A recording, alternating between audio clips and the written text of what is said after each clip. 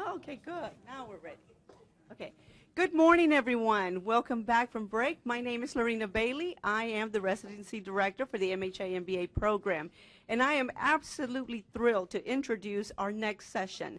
This is something new that we have added to the agenda this year, and again, we're looking forward to hearing from some of our guest speakers that we have today. So we know that part of our success is the faculty extension that we have out in the fields.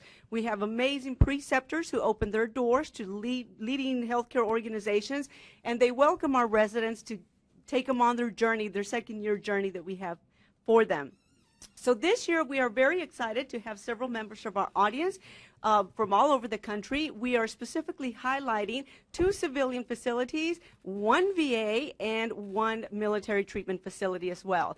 Now, each one of the panelists will come in here, and they will and they will introduce themselves. But I just briefly want to tell you who the guest speakers are. We have 2 team members from the Mayo Clinic. We have Mr. Terry Brandt and Mr. Sean Glenn. From Mayo, Arizona, and Mayo Clinic from Minnesota. Martin Traxler is here from the VA Medical Center in Louisville, Kentucky. We have Mr. Alex Heyman right here local with Resolute Health Hospital, and then we have Sarika Barlow from William Beaumont Medical Center. So without further ado, I'm going to turn this over to Terry, and they will share their best leading health practices. Good. Thank you, Lorena. I'm Terry Brandt. I've been with Mayo 38 years, and I don't know if that's good or bad, but it is what it is. And just to preface, there's lots of great organizations, and we don't want this to be a Mayo infomercial, but it is, I think, something we're going to try to describe. What Sean and I are going to do today in true Mayo teamwork fashion is I'm going to talk a little bit about culture and history and how that relates to what Sean's going to cover about decision-making and some of the things we do with our physician partners. But the Mayo Clinic is more than 150 years old. Many of us know the story. And if you're at Mayo, when you go to new employee orientation, you get a book, The Doctor's Mayo, and it tells the story of the tornado that took place in Rochester that started the Mayo Clinic with their father and then the Mayo brothers and goes from there. What I'm going to show today, we have no slides, but I have one prop. It's a book by Harry Harwick, My 44 Years at the Mayo Clinic. And I did the math, and so between Harry Harwick and myself, we've covered more than half of the 150 years. Not overlapping, though. Sean asked that question, and no. He finished in 1952. I wasn't born yet. But in here, I think it gives a lot of history, and one of the things about this that's important, he was the first chief administrative officer, maybe the first administrative officer. And it came about as a matter of need as the Mayo group practice, which was unique, as many of you know, came into being. And he really organized that. And his last section in this book, and that's where I've got my highlights. I'm not going to read any script from it today. But that really talks about the executive and some of the properties and traits and things that those people should engender. And I think they're true today. Many of us, when we have difficult times financially or other issues, there are board letters, or letters to the board from the 20s that many of us will pull back out, remove the date, and except for a little bit of the prose, it sounds like today. And, you know, that's good or bad. Some of our colleagues say, well, that's terrible. We've not gone anywhere. And I'm saying, I think it's great because, you know, we're still dealing with some of these issues and we're vibrant and, you know, some of those things don't change. The other piece that we have as part of our history is a connection, goes way back to the early days, is with the Franciscan nuns. So we have values that are Franciscan. Sean and I have been selected to go on, they call them pilgrimages to Assisi. And it's really leadership training, but the nuns are very stealthy. They don't use the L word. It's all about introspection. And so there's leadership in that way. We have value systems and committees and all those kinds of things that really lead into what expectations people have. This has all created the physician administrator partnership that Sean's going to speak to in a little more detail. But I guess I would just tell you that the culture has grown up that way, and we get indoctrinated. Turnover is very low at Mayo. It's gotten higher in the past a little bit as some things have changed and industry forces, but 20 years is nothing. You saw Mike Morey. He left the organization He was the preceptor before me, but he'd had more than 20 years. He moved 90 miles north to Minneapolis and took a job, but he's still a Midwesterner. And I think that's just an example of the kind of thing that we deal with. Sean and I do nothing at Mayo. It's really who we get to do something with and for us. So many of the times when you're looking at the I that Mishaw was looking at with the preceptors and the students, it's hard to answer that question because you're a cog in a wheel. And many of the things that we do to make ourselves effective are because of we have to get someone to do something that does not report to us. And I think that's more about integrity and your own personal capital in our organization, given the longevity of people. That includes doctors, not just the staff that report to us, the allied health staff. So that's a brief overview of some of the background and culture of the world-famous Mayo Clinic, as we affectionately call it. And I'll turn it over to Sean. He's going to talk a little bit more about some of the decision-making and relationships with some of our providers and other groups. Major Jimmy Beheeler is with us in Arizona this year, and I asked him, what do you think is really unique about Mayo? What stands out as something that's worth sharing and very different from your experience so far in the military? And he mentioned two things. He said, one, how you make decisions, and then two, this idea of physician-administrator partnership. So building on what Terry has talked about in terms of our history and our culture, I thought I would just take a couple minutes to talk about those. So Will and Charlie Mayo, their big idea that really set Mayo Clinic apart and created it as it is today was that people working together can accomplish more than you can accomplish by yourself. That's the whole idea of the integrated group practice. They're surgeons, and they said, you know what, if we had someone that knew pathology, if we had internists, if we had other specialties, and we were working together, we can take better care of patients, better outcomes, better service. And they demonstrated that, and of course, we don't have a corner on the market on that. That's what all healthcare is trying to do, but it is how Mayo started. It is something that we've been trying to build on, keep, refine, over 150 years we've been working together. And so that influences these other things I'm going to mention. The other thing I'd also mention that's unique about Mayo is that we're a group practice that owns hospitals. We're not hospitals that own group practices or physicians. That has a dramatic impact on how we do our work, how care is delivered, what our culture is, how we make decisions. And as it relates to, integration, that group practice idea drives then how culturally we make decisions. So Jimmy, I think, would say, wow, you make so many decisions based off of, I hate to use the word, but committees or consensus decision making. So when you have multiple specialties, you have 40 different specialties of physicians, trying to keep them all on the same page, unified, all rowing together, requires that they all feel like they're equal stakeholders in where the organization's going. Same with administration. So at all levels of our organization, we have committees that are really driving our decisions. What that means is that you're surrendering some control.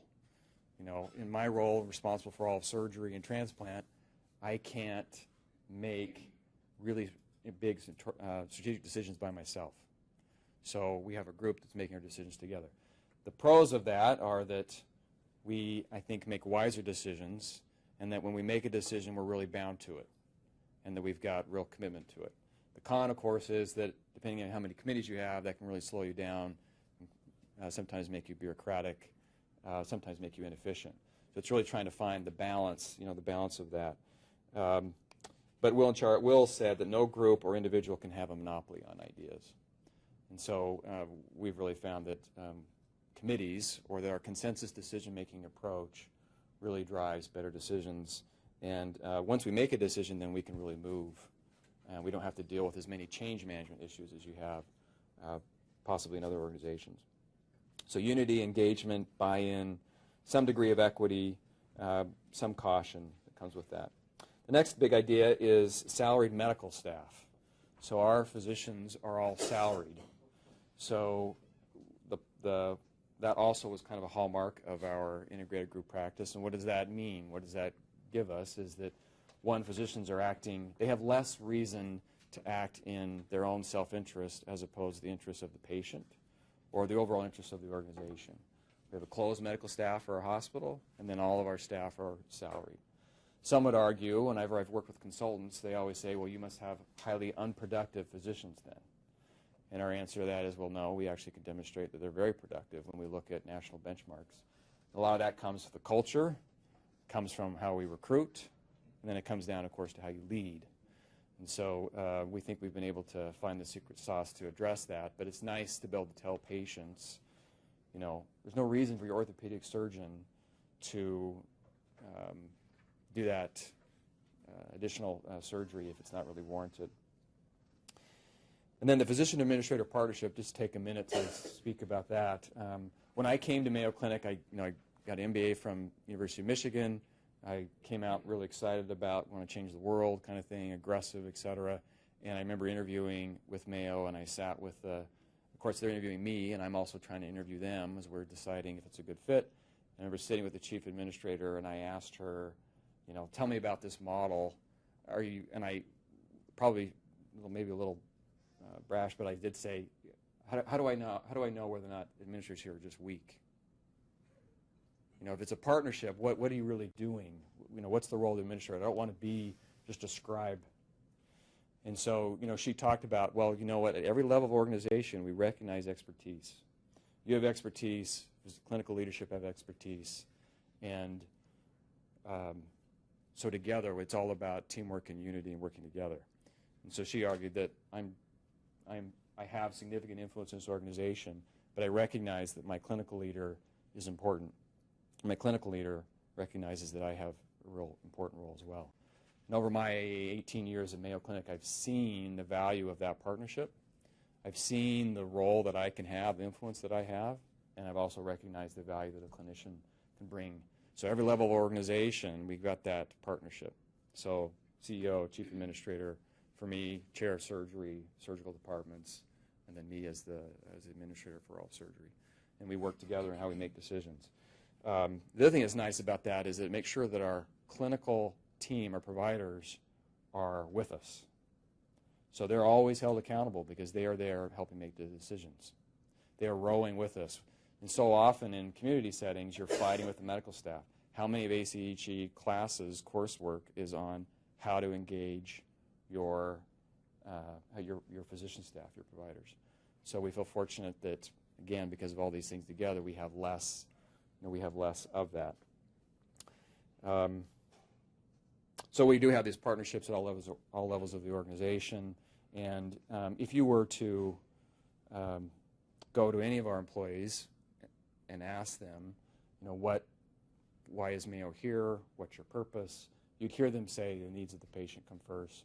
Again, we also don't have a corner on the market. That's what all of our healthcare organizations are trying to do, is put needs of patients first. But I think through these four things that I've kind of mentioned, you're probably not thinking, wow, none of those is really something that's totally unique to Mayo Clinic. But I think when we've been successful in putting those together and delivering those over time, and that creates very unique type of practice, unique type of experience.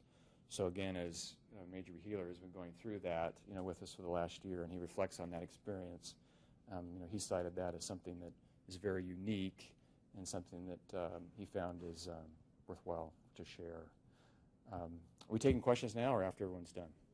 Feel free to ask questions.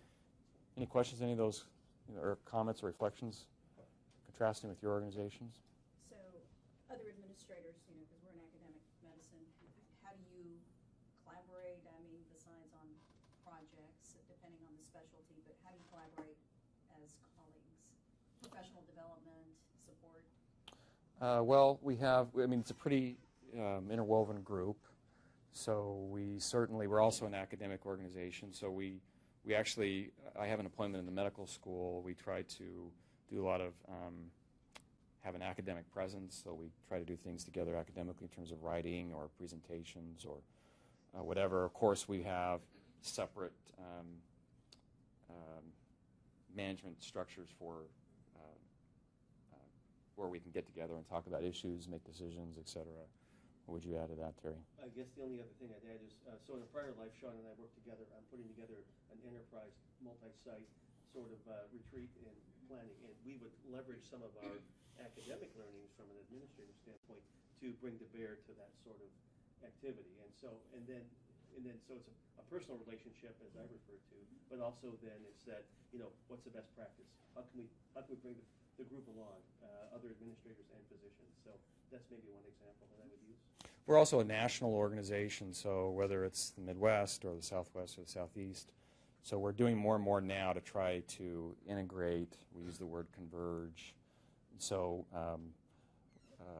we spend a lot of time on the administrative side trying to compare and contrast what happens at each site, integrate our operations. How do you differentiate yourself with like onboarding and orientation? Because it sounds like it's a very diverse group of folks, and it's pretty much across the country here. How do you bring them on differently? Is it a longer period for your leaders? How do you get them into the culture of Mayo? Do you want to comment? Well, I guess it is a little bit different based on the region of the country that you're in. Many of the HR policies are consolidated, and that's probably one of the biggest areas that we've consolidated. The individual site leaders will get engaged through a matrix, I suppose I would describe it. So if they have enterprise committees or specialty councils, there's committees, as Sean referred to, that would touch all those sites. It might be an education or research endeavor as well as clinical, but they will wear multiple hats.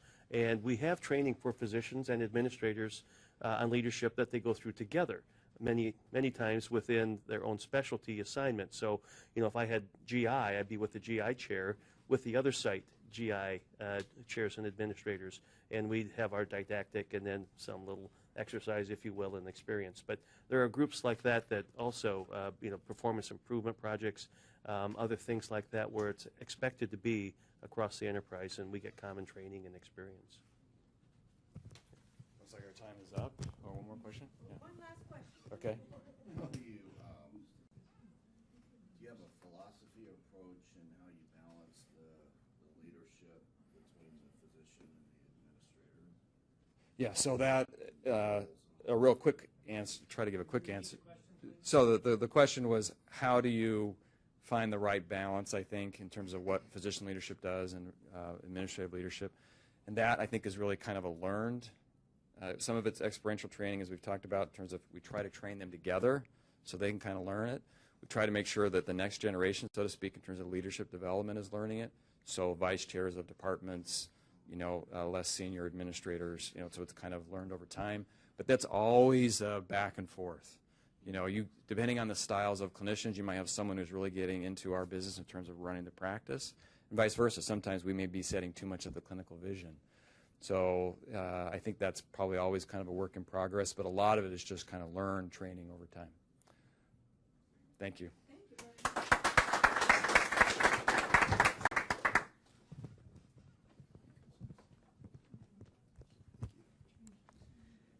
Well, good morning again. I'm Marty Traxler. I'm from the VA Medical Center in Louisville, and I have a very low-tech audio-visual. There's 3 sets there. Michelle, if you don't mind taking 3 and pass them down and pass the other 3 back.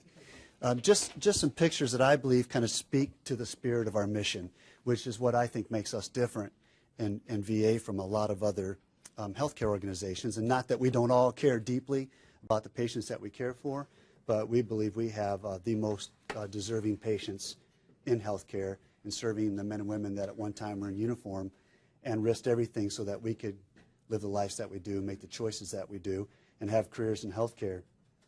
So 2 years ago, I think most people heard about some of the events at the Phoenix VA Medical Center. There were questions about whether or not the leadership was more committed to reaching certain performance measures than they were to ensuring that veterans received the care when and where they needed it and the care that they had earned.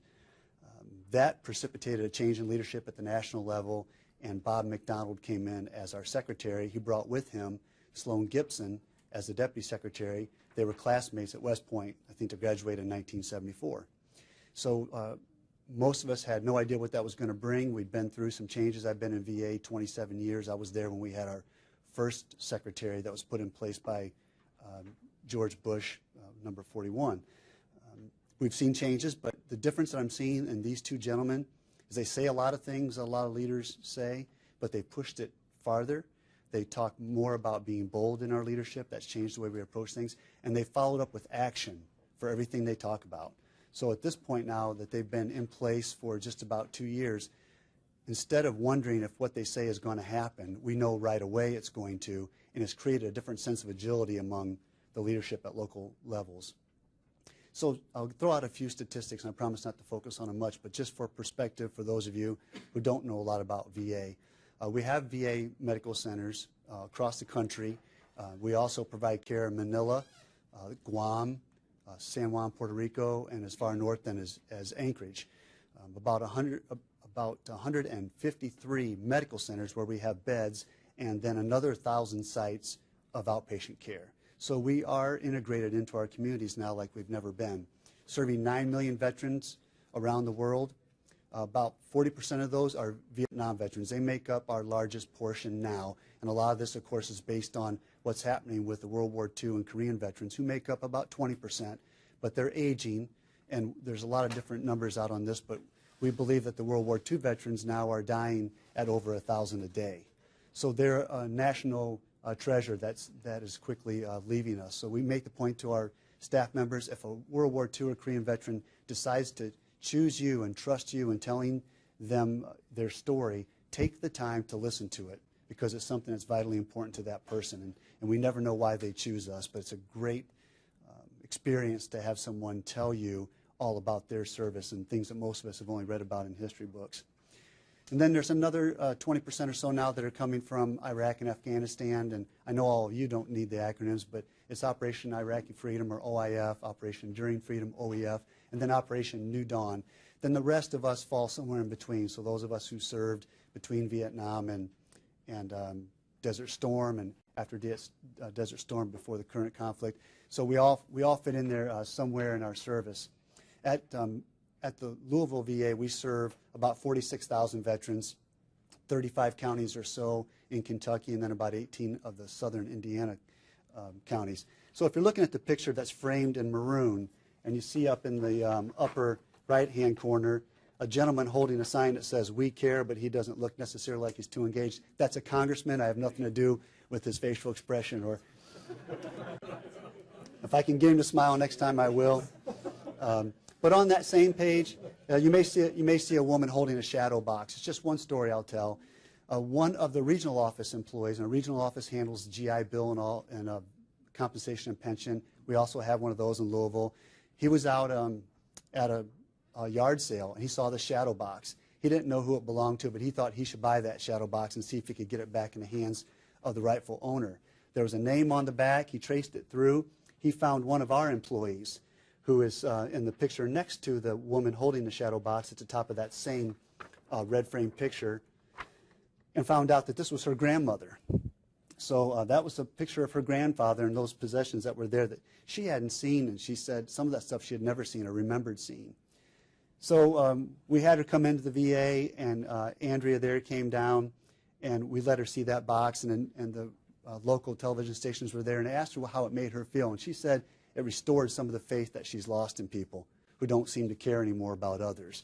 So these are some of the experiences that we have. We take those and we wrap them into the mission to let people know that we're not just trying to see 46,000 veterans. We're not just concerned about our access numbers. These are lives of people, and we don't just touch them. We touch their whole families. But as a lot of the focus, they have at Mayo Clinic, Cleveland Clinic, and others, we have the same focus. We're looking to respectfully engage our staff for the purpose of creating a safer, more patient-centric environment. And that's what we talk about every day, all day. So I spent a couple days up at Mayo Clinic last year with a family member. And because in Louisville we have doctors who have rich history, they know a lot of other physicians. Some of them have worked with hand surgery with Dr. Amadio there at Mayo Clinic. So they arranged a personal one-day tour for me, which I was really appreciative of and impressed with. Folks spent a lot of time with me the whole day, and we looked at patient-centeredness, safety, engagement, and performance improvement, and care coordination, all the things that we're interested in at Robley Rex. I'll say the difference I saw there was the level of commitment at Mayo Clinic and the fact that everybody lives this way all the time. You could feel the things that they're committed to, which is what we want in our healthcare organization. So when patients lately have come to me and said, we are feeling the staff being more respectful and paying more attention to the care that we need. We know now that we're hitting our targets, not just on the performance measures, but based on what the veterans tell us. So engagement is what I believe our strong suit is now, and we have Captain Michelle Sladen that's going to be coming to us. And our goal will be that we give her an experience so that in the future when someone says, hey, I'm in the Army-Baylor medical program now, where would you suggest I consider to go? That she'll say that you should go to the Robley Rex VA healthcare system because the people care. They gave me an opportunity to learn, and it's still benefited me throughout my career. So we're looking forward to meeting Michelle and working with her. So engagement is a strong suit for us. It's showing in our performance improvement. The measures are coming out. What we've done that was motivated by my trip to Mayo Clinic, the move to the physician and business administrator partnership is a huge one. What we've gone is a slightly different direction. Well, it's a very different direction, but it was a change, and we needed to make a change to bring some of the staff that we consistently talk about. How do we get the communication down? What we've done is kind of flip that around, and now we have frontline staff leading some of our committees. So we took a licensed clinical social worker, and she, along with an interior designer, are the co-chairs for our Veteran Experience Board. Within about a week, she gave a quick presentation about what they were accomplishing, and she talked about, and this was uncoached, it was just a beautiful thing for me to see. She talked about patient-centeredness, engagement, and creating a safer environment for our veterans. It's just thrilling to let her be in front of the staff talking about what she's doing. And people are noticing that Amy is the one leading that group. The other thing that we are doing very well that may come up, I hope for, and this would be a project where I would say we won't have a completion date, but Michelle can learn a lot from it. We are working hard on aligning the medical center performance plan with every individual's performance plan. Everywhere I've been in VA, people talk about alignment and how important it is to know that if my job is in housekeeping, how the work I'm doing is lowering the infection rate, making it a safer place, and how that comes all the way up through to my performance plan as a medical center director. But I've never seen anyone do it as well as we are right now. And again, it's because we focused on it. So we are using a SharePoint, and if you came into the medical center and wanted to see, what are you all focused on, we'd go to that SharePoint, we'd show you our governance structure, and we can drill right down to the individual points in my performance plan to show what I'm responsible for and how it contributes to creating a more veteran-centric environment. So it's an exciting time for us, a great time to bring in others, and I'm really looking forward to learning from what Captain Sladen has experienced and hopefully getting to know some of you all and what you're experiencing, because we're looking to grow every day. But some of these pictures, as a reminder, our current leadership, Bob McDonald and Sloan Gibson, they're pushing community partnerships. These were things already in our performance plan, but again, nobody pushed them like they do. So we're out getting involved. You might see a picture again. I'm not going to move too far off from the red photo. You see some veterans there with dogs. They got involved in a training for service dogs. Some of these veterans would avoid talking to anybody if they could. They don't even like shopping for groceries because they don't like human interaction. Through this program, they got to know their dogs. We're talking more with them, started talking with the trainers, started talking with each other. It changed their lives. So I bumped into one of the guys in a hallway the other day. He comes up and hugs me and says he has his own dog now. Talks about how wonderful she is and how much love they share. So the feeling that he has by loving that dog is allowing him to start showing love for others again. We have an equine therapy program, which of course you would expect in Kentucky. We spent a lot of money on horses in Kentucky. Some of it to buy them, feed them. I usually just bet on them. It's not a good plan, but William Shatner was in town to show his horses. So Captain Kirk wrote a check to the VA Medical Center to support our equine therapy program. Those are things that you never think you're gonna see, but they're happening in VAs and they're happening all over. So if you have this, if you've seen this picture with the green, you may see you see the Vietnam service ribbon in stone here, and then let's see, off to the top, you can see the memorial to fallen soldiers. This was done by a Boy Scout, a 17-year-old Boy Scout for his Eagle Scout program, because when he was 12 years old, his parents took him to D.C. and he saw the Vietnam War Memorial. On that day, back in the hotel, he started sketching a plan to create a memorial of his own to give back to the Vietnam veterans. So when he heard the stories about how they were treated when they came home, it said it hurt him as a 12-year-old. He wanted to do something. So he put this together for his Eagle Scout project. The day after he finished it, we had veterans coming through who ride, it's called the Run for the Wall. 300 300 cyclists, not all veterans, rode their motorcycles through Louisville. They stopped off to see us. They come in, they visit veterans. We visit them. It's been done every year for the last 10 years. We love them when they come. They love visiting us. And we showed them we dedicated the memorial while they were there. A lot of tears. Some of these folks, we talked about it, about the fact that some of them really never felt like they were welcome home. It affected the way they lived their lives. And it's amazing that you can shake hands with one of them, and I, as a representative of VA, have to tell them, we apologize that we didn't do that as well as we could, but we're glad you're home now. We want to do everything to make up for it. This guy started crying. He hugs me and starts crying, Just an incredible event. And I'm thinking the whole time, I'm very grateful to have my job and get paid for it and have moments like that. I don't know how many people are moved to tears over their job as often as I am, based on the appreciation that our veterans show for us and the community shows for veterans. So that's us. That's what makes us different. We have all the performance measures, over 500. We pay close attention to them. Somebody stood up next to me once at a town hall. He didn't know I was a director of the medical center. It wasn't my town hall. It was a congressman was running it. So I was sitting next to him. He stood up and said, "We have to have more accountability in VA medical centers." I was thinking, man, please don't give me another performance measure, whatever you do.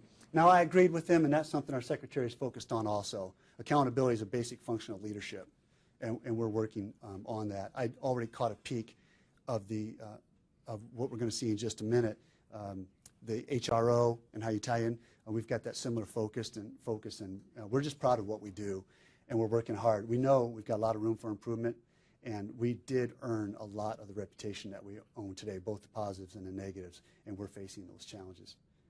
So I appreciate Michel getting me involved with this program. He did it through a friend of his who's a friend of mine, and I'm glad to be a part of it. Any questions or comments? And I don't care how difficult the questions are. I heard some criticism of the choice program earlier. I couldn't help but hear it. We have some challenges. Yes, sir. Not a question, just a comment. Just as a private citizen, I want to say thank you for your service, and I would agree with you. You are taking care of those who are most deserving of the care. And I also just want to say that in Mayo Clinic, we have often looked to the VA for benchmarking, especially in things like how they use the record. You've pioneered many things over the years that we've tried to mirror or learn from. Thank you, sir. Appreciate that. First cardiac implantable pacemaker done in the VA. First liver transplant that was successful in the VA. Since we got all the GIs hooked on smoking, we developed a nicotine patch. So I appreciate those comments. We're looking forward to working with anyone who wants to raise the level of health care. Okay, thank you all very much.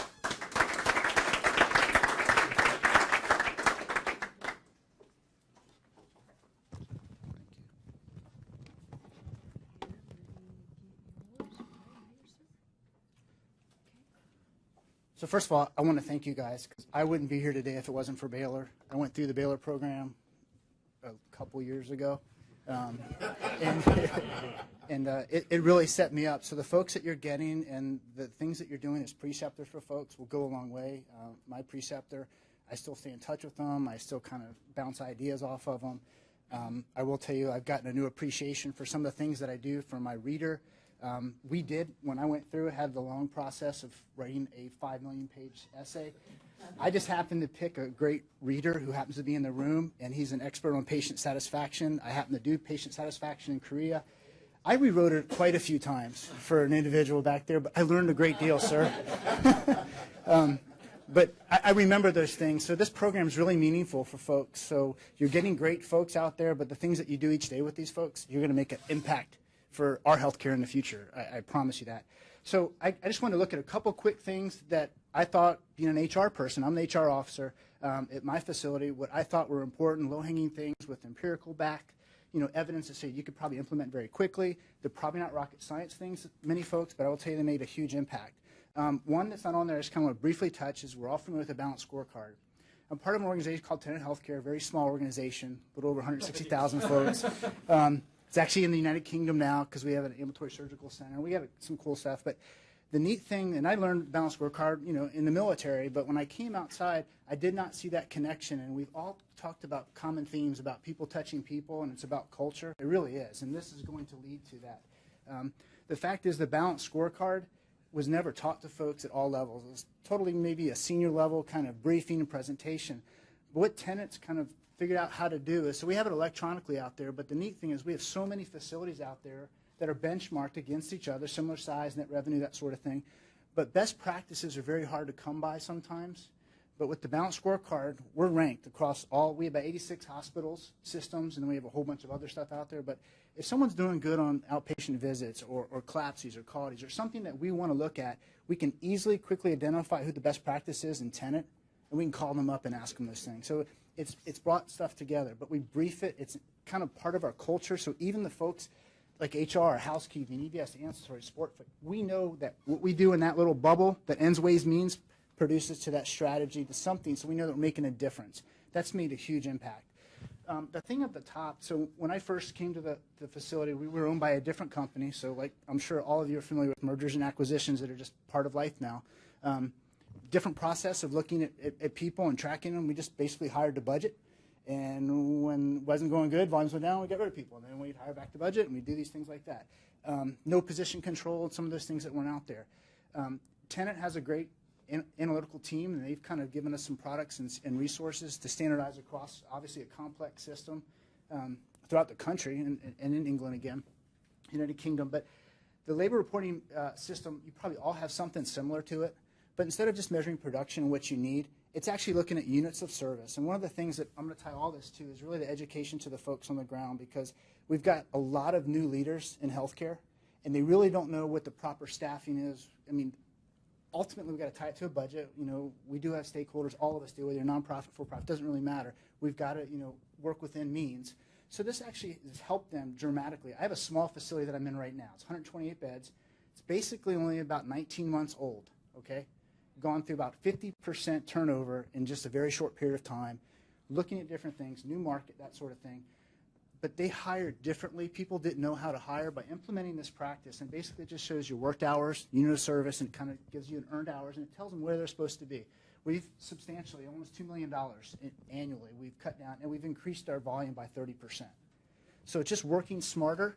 I mean, it's not working more with less. It's working less with less. You're doing something very good. So the thing I would talk about here is we take our leaders initially when they onboard, and we teach them about this. And it's a very important thing, which means putting charges in every day, which makes sure whatever your unit of services you're looking at, if people take vacations, we're very apt about finding exactly where we can lean out some things to put resources in other pots. They love it because they want to know they're making a difference in an ultimate. If they want to buy some new equipment, hire a new practice person, that sort of thing, or anything that would require additional resources, if they're being good stewards of what they have, it's helped dramatically. So teaching that's been important. Lean daily management, how many people practice that in their facilities? Okay, just a couple. I will tell you that's probably made the world of difference. We've all gone through, all the processes, all the new improvement, nomenclature since we've all grown up. Lean daily management, the way at least at Tenet and at Baptist Health System, which is underneath the Tenet umbrella, it is part of our culture. It is a no-fly zone, basically, for a half hour every single morning, every day of the week. Our senior team, CEO, COO, everyone, will go to every single department for about 3 minutes, and they'll go to a little board. It's called a gimbal board. It basically means, where the work's being done. And they will brief some of the coolest ideas, things you've never even thought about. The director may be present, that leader, but they don't brief it. They don't come up with those ideas. So we'd help them do the run charts, the Pareto's, histograms, stuff like that to help them do that. But the ideas that they've come up with, and they brief those senior people, and it rotates every single week with a different leader. We've saved millions of dollars just in this market off of those things. And it's very, very important because some of the people have never seen some of the senior leaders, so it gets more engagement there. And at the same time, those leaders can kind of get a pulse of what's going on in that department. And some of those things you can actually impact right away instead of waiting for a long period of time to pass. Lean daily management is probably the biggest thing that I think has helped us. And it's not one of those things where you come in, you fix it, and you leave. It's part of our culture. It's every day, people do it. We actually have a thing that we brief once a week called the glass wall, where they're summarized of all the gimbals going on, and all the directors do that. And then we have a director's call where we actually go back and they'll brief some of the lessons learned, best business practices, and we share that. This is also across all of Tenet. We haven't gotten to the point where we can share those practices across the enterprise. It's pretty big. We do have SharePoint and stuff, but unfortunately I can't get people to adopt it as fast as I'd like them to. But we have tools out there. We're going to get to that point where we can share, just like I'd love to be able to share a Preceptor network so we can kind of tap into your knowledge base. And then the thing on the bottom is kind of the most innovative thing, I think. We've all talked about culture. We've talked about people touching people, that sort of thing, making a difference, because people remember how you made them feel when you left. And we all want market share. We all want to do certain things. We want to take care of them, good outcomes, that sort of thing. When a patient's in the bed, typically they have no control. I mean, doctors dictating what meds they're going to get, nurse coming and telling them what to do, when to turn over, when they can go to the bathroom, when they need assistance. They don't have a lot of control. We implemented a system called Skylight. There's different versions out there, but Skylight's been working great for us. There's a small cost with it, but it's not that much. All our rooms have TVs, just like regular flat screen TVs up on the wall, but this integrates the patient. So the patient actually, during that time, medication compliance, a whole bunch of different things, the core measures that you look at in your hospital, pain management, understanding the doctor, nurse, different HCAHPS questions, a lot of things that were out there, we weren't getting feedback until, Press Ganey or that third party called them afterwards and we'd figure it out. That patient wants a little bit of control. So in every single room that we have, and we brief them every single day, the Skylights, the verbatims that come out of that, they have a little laptop and they have a little, it's actually a keyboard that goes to the computer, and it actually has a little pointer if they want to use that. The doctor can give videos that can go up there at the same time. It'll show basically information. It could actually put the nurse who's taking care of them, that sort of thing. But videos that go through how we do medication compliance, what are side effects, some of the things that we want to make sure they understand. Even if they want to watch TV, it's mandated some of those systems that they have to watch some of these videos so they can go away understanding some of that stuff when they walk out. It also talks about, did they understand the nurse or doc? Was it quieter? All the different questions that we get. Also about dietary. It gives us surveys. And some of them are actually so kind of cool, because if it actually has a red or a flag or something like that, it would kind of go to our CNO or to our COO, and they would immediately go up to that room and say, what can we do to help you out? You didn't get the dietary supply you didn't want. So it gives them a little bit of control. They can still watch the videos and stuff. They can't tell doc what, happy or not, but it gives an immediate kind of satisfaction for them, and the family members see that too. And what it has, so we have about 86 hospitals across the country. My little tiny hospital, even though it's still growing, is been in the top 5 in patient satisfaction for the whole enterprise. And probably because of the patient experience officer a lot, because they rotate and they talk to folks, but that Skylight has made a tremendous difference. People like technology too. They like getting instantaneous feedback. And sometimes people want to tell people how they feel. And sometimes a nurse might have 2 or 3 patients they're taking care of. That's made a tremendous impact on us. The results actually, in the next part is you have to brief it to your folks. So we get verbatims out of that. So every single week we'll brief basically the top opportunities that we have. And it would just basically be maybe male 78. And it'll talk about, hey, I love the food, but I didn't see this, this, and this happen. I would love to see this. And we have all the leaders, and we have the staff in there too.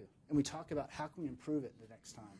And we drill down. I mean, there's a lot of measures behind all these. Everything we've been doing along the way has actually engaged our folks. So, we do the same stuff you guys do with Gallup or Conexo with engagement surveys. But these 3 things together, just educating some of our leaders, teaching them about how to do things better with the resources they have, and to make our patients and family feel better. And we still have a lot more ideas that come up, has helped us substantially, especially in a small facility. These dollars are huge for us. They may not be for maybe a monster facility or a huge enterprise, but they make a huge impact. And it's helped our turnover. And I will tell you, just being an HR guy, 160,000 people, we average about 25% of turnover a year.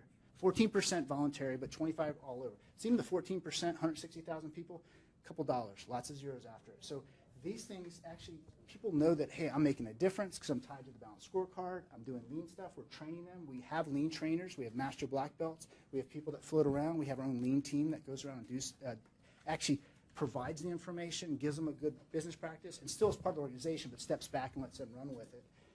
It helps them a great deal. We might lose some for promotion and transfers, but that's a good news story. So, anybody have any questions about any of those things? Tenant, Baptist, Resolute, HR? You got to include your folks in HR. I mean, I will tell you that if you have a resident out there that's not really interested in HR, I will tell you when you go back to them, look at, how much does it cost for turnover, how much are your staff, salary, wages, and benefits, and some of those things.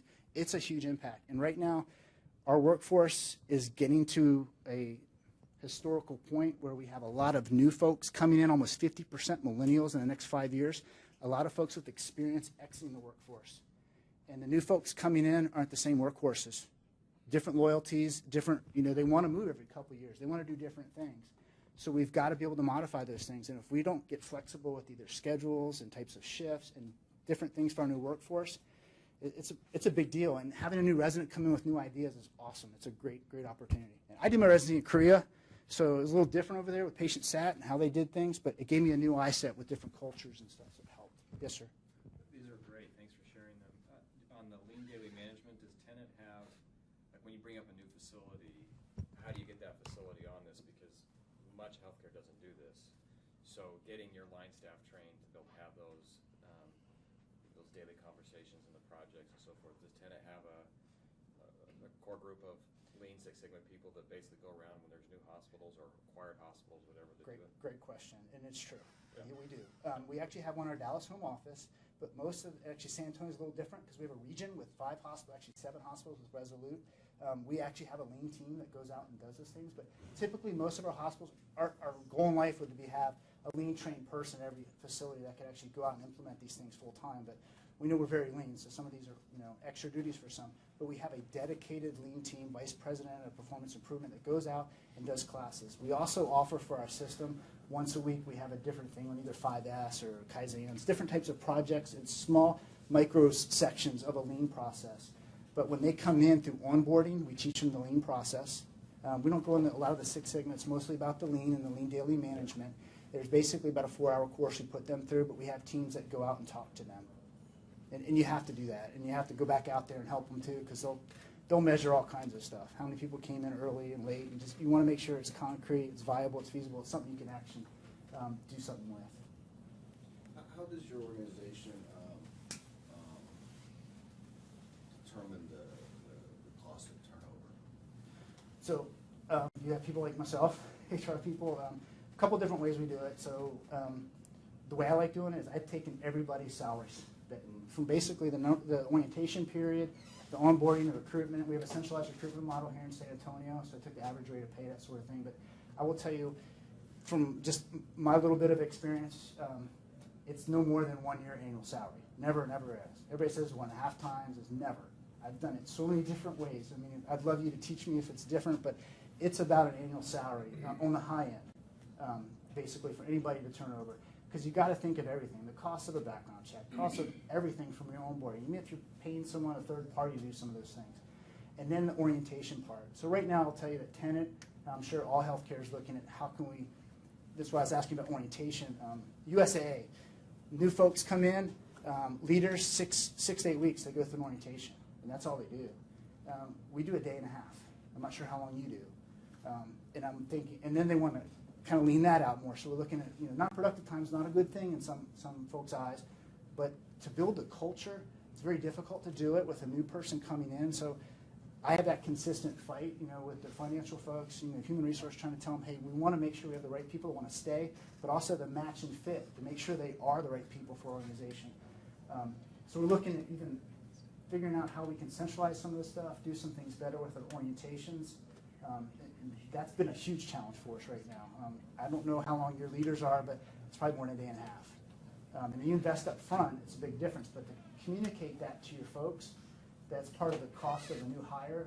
It's astronomical when you go up to it, because you're talking about the instructors that are doing education and training, the room. I mean, there's a lot of costs that go involved, but I mean, it's about an annual salary. So I can give you a model I kind of built too, if you'd like. And I did it for clinical and I did it for non-clinical. So. And that's on this market, though. So one of the Last question? sorry. Last question. Is it last question? Thank you. No pressure. So when you make all the changes and sustain the better, faster, cheaper over months and years, one of the impacts, even though you've engaged your staff, can be burnout and checking out. How do you address that? Some ask. I got to turn around for a question. So, being in the hospital that I'm at, I haven't seen it like this before, where I'm not going to tell you where ADC is because it's small right now. We're trying to get our daily census to where it should be, because we're a new hospital, new market. Most folks don't even know we're a hospital. We're building it. We've had days where it's tripled our regular ADC, and folks weren't used to that. Coming from the military, we did things called resiliency training to avoid burnout and some of these things. There's not a lot of that in the private sector that I've seen. So what we've been trying to do, we still educate them with the productivity, and people don't want to hear that sometimes, but we've got to break down, hey, this is kind of where we're at. But I'm at a point in the organization right now is we've got to put the cart before the horse. I'm done. No, the mic. Oh, okay. So we have providers. So our big thing right now is we're trying to bring in providers. We're trying to grow some practices. We're bringing in specialists from all over the place. They want to make sure we have those folks up front on the ground there. Sometimes folks want overtime. Sometimes they don't. So, I mean, there's a balance along the way. But I've experienced a lot of the folks recently, because our volumes are getting to a point where they should be normal anyway for the facility. It's a lot about going with them kind of face-to-face, talking to them about, well, why don't we have, an LVN and a unit secretary and all this through all our shifts and that sort of thing? Well, this is why. I've got to go and explain those things. But I'm also going back to my CFO and fighting and saying, look, very cheap FTE here, huge morale, huge satisfaction for the nurses on the floor. I need to be able to do that. A lot of the voluntary turnover I dissect because we're rated against that too, but those are the folks that are leaving because they want to. A lot of it comes back to staffing ratios and some of those things. So a lot of it's education, but I will tell you that we're not too far off of our competitors. So we do go out and kind of feel what our competitors are doing. So if they might think the grass is greener sort of thing, it's not necessarily, but communicating and talking to them. Tenet's a great organization. If we go back and we tell them, hey, an RVU should be worth this because of this and this, and we show some empirical evidence, they're very good about coming back. There's a little battle there with the PMI, the process improvement folks and the accountants and all that sort of thing, but there's a huge part of that with burnout right now. I would love some help. If anybody has a resiliency program, I'd love to be able to package that up and implement it. Anybody? Nobody? Thank you, guys. Thank you very much.